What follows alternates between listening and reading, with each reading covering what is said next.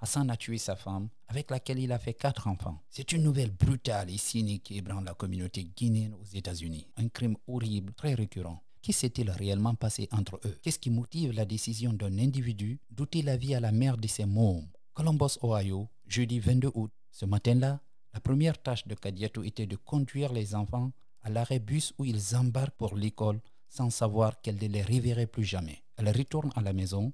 C'était à 8 heures. 1 heure après, le voisinage entend la sirène se rapprocher, ensuite aperçoit une ambulance et après constate la présence de la police qui quadrille les lieux. Les questions fusent de toutes les bouches. Hassan vient d'exécuter sa femme à coups de canif et de marteau. Il l'aurait égorgée comme un bélier.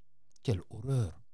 Le coupable va ensuite appeler le 911 pour admettre la tragédie qu'il a fait subir à Kadiatou avant d'être arrêté par les forces de sécurité. Selon la famille de la victime, Hassan avait pris la mauvaise habitude de lever la main sur son épouse.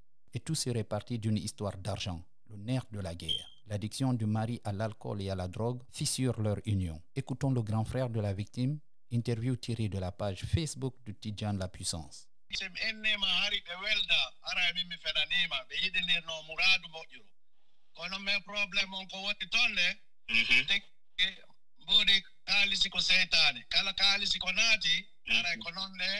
Si je te dis qu'il n'était pas d'accord, je t'aurais menti.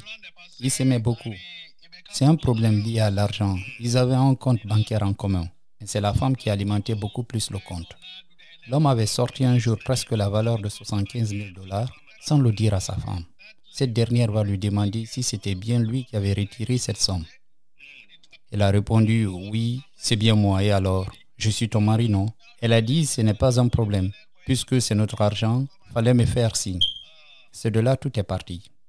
Après, la femme est allée ouvrir un compte bancaire personnel et depuis que le monsieur a su ça, il a arrêté de participer financièrement aux charges. La dame supportait à elle seule toutes les dépenses des enfants, la couverture sanitaire, etc.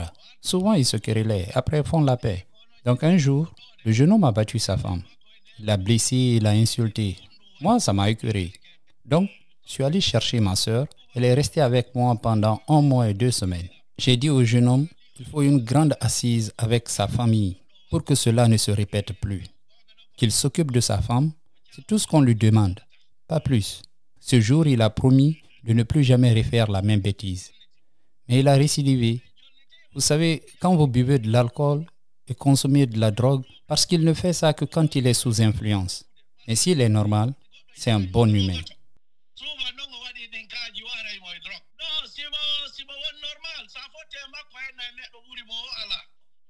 La froideur de cette ignominie se passe de commentaires. La communauté guinéenne est sous le choc. Les médias américains relayent la nouvelle qui prend une envergure nationale. Au-delà de la laideur de cet homicide, un monsieur qui ôte la vie à sa femme, le moral des enfants est plus que jamais affecté. Comment vivre en paix avec la phrase « c'est mon père qui a tué ma mère » ? Comment pouvoir dissocier l'amour ressenti pour un père de la haine nourrie contre ce même papa ? Une chose est sûre, ils vivront avec cette réalité longtemps, pour ne pas dire éternellement. Battre sa femme est inadmissible, sinon il est préférable de mettre fin à un mariage plutôt que de mettre fin à la vie de son partenaire.